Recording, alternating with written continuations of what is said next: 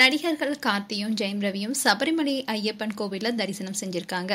இந்த photos and videos இப்போ social மீடியால வைரல் ஆயிட்டு வருது.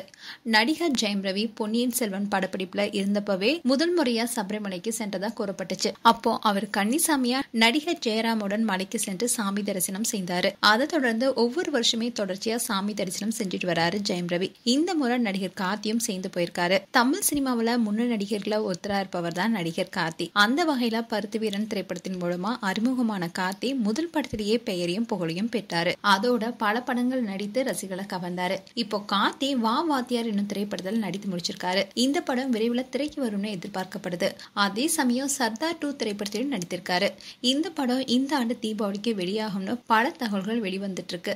இதை தவிர மாரி செல்வராஜ், சுந்தர் சி, கௌதம் வாசுதேவ் மேனன் ஆகியோருடைய இயக்கத்துல தன்னுடைய அடுத்தடுத்த படங்கள் நடிக்க இருக்காரு கார்த்தி. இந்நிலையில தான் கார்த்தி முதன்முறையா மாலை அணிந்து சபரிமலையில தரிசனம் செய்திருக்காரு. இது தொடர்பான போட்டோஸ் அண்ட் வீடியோஸ் இணையத்துல வைரல் ஆகிட்டு வருது. இவங்க 2 பேருமே இணைந்து நடித்த பொன்னியின் செல்வன் திரைப்படம் ரசிகர்களை கவர்ந்திருந்தது. இந்நிலையில இவங்க 2 பேருமே சேர்ந்து சபரிமலையில தரிசனம் செய்திருக்காங்க. மேலும் கார்த்தி அண்ட் ரவி மோகன் குறித்து உங்களுடைய கருத்துக்களை கமெண்ட் செக்ஷன்ல சொல்லுங்க. இது போன்ற வீடியோஸை பார்க்க நியூஸ் தமிழ் கிளிட்ஸ் சேனலை சப்ஸ்கிரைப் பண்ணுங்க. மறக்காம நோட்டிபிகேஷன் பட்டனை கிளிக் பண்ணுங்க.